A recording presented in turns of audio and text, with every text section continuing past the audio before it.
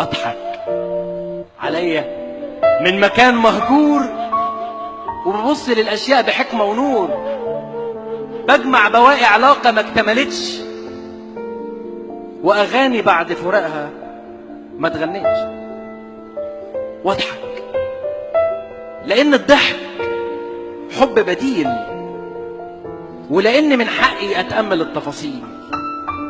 في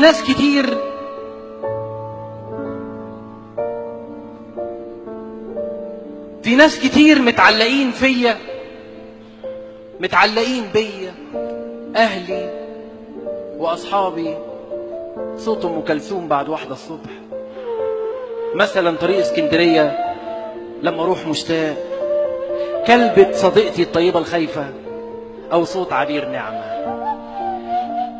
محتاج لوقت جديد اكذب على العالم.